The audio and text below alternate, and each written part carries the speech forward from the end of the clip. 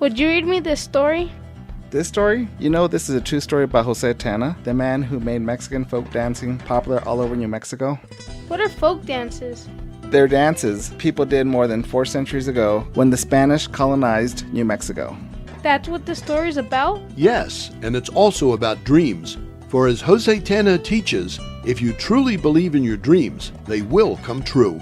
I'm Bud Russo. And I'm Cheryl Falstead, and today, instead of being your guides, we'd like to read you a story to help you understand and appreciate the culture of New Mexico. The story is called The Man Who Set the Town Dancing. It's a true story about Jose Tena, the man who made Mexican folk dances popular all over New Mexico.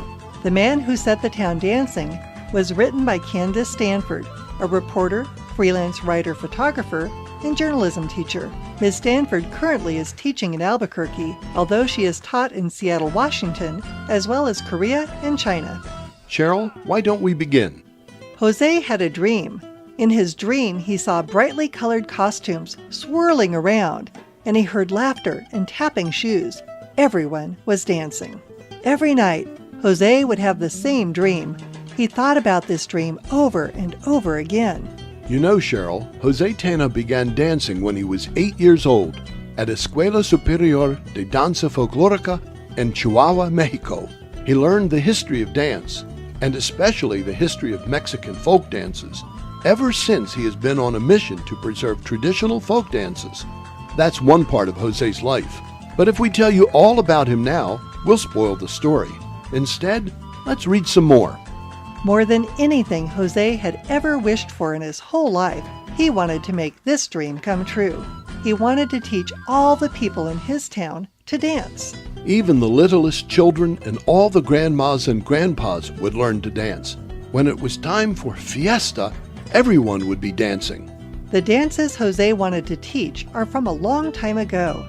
They are folk dances from when New Mexico was still a Spanish colony, way before it became a state. Jose was worried that soon everyone would completely forget about these dances. Almost no one knew how to dance them anymore. When Jose put on his dancing shoes and performed at community events, people just sat around and watched. No one joined in because no one knew the steps. This made Jose sad.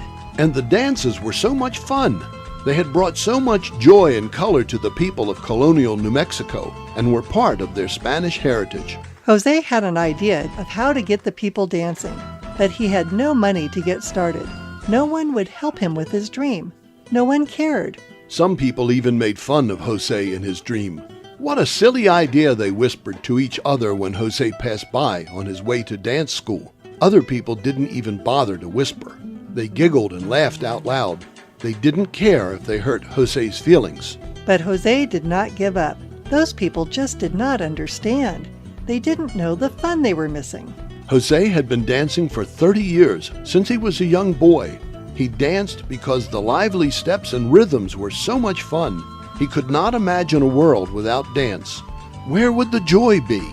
Did you know, Bud, Jose Tena came to Las Cruces in 1978, where he developed dance programs at the university, in charter schools, and his own dance troupe.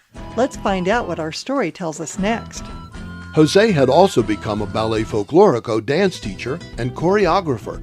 Little by little, he started adding the traditional dances of New Mexico to what he was already teaching his classes of children and adults. He taught them La Indita, El Vaquero, El Vas de los Baños, and Las Cuadrillas. Wherever Jose went to teach dance, at the university, an elementary school, or a senior citizen center, he always added a few of the folk dances. The people were beginning to see these dances were really easy and fun. More and more people wanted to learn the dances. Jose taught the folk dances night after night, week after week. A few of his adult students became quite good at the dances, and Jose asked them if they would be willing to teach others as well. More and more people were able to learn the dances. But don't you think the illustrations in our book are colorful and lively? We just had to pause a moment to tell you about them.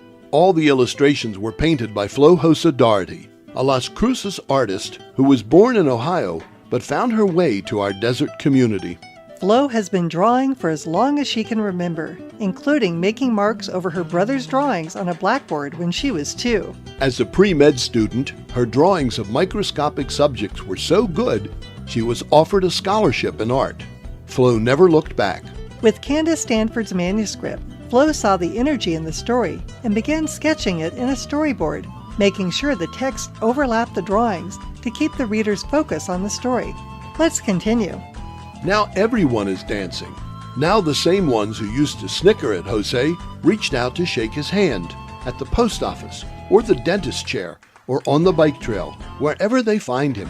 Now people are saying what a smart man he is, and maybe he should run for mayor. Some are even saying the town's name should be changed to Dance City. Then a very wealthy foundation gave Jose a lot of money to teach people all over the state. Now everyone can learn the dances of New Mexico. Today, Jose is still living his dream. Now when he dances at fiestas and events in the town parks, he no longer dances alone with everyone watching. Now the people of the town get up out of their seats and dance with him. The people love doing the dances and are so happy the man who set the town dancing kept going after his dream until it came true. Did you like that story? Yes, and I want to dance, just like Jose.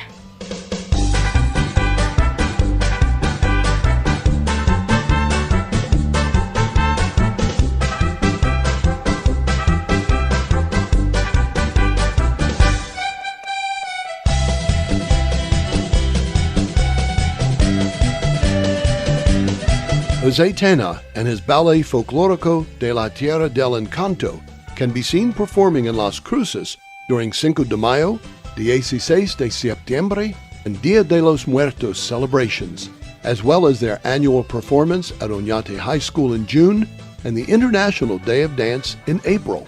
So when you visit Las Cruces, be sure to check the calendar and don't miss seeing the man who set the town dancing.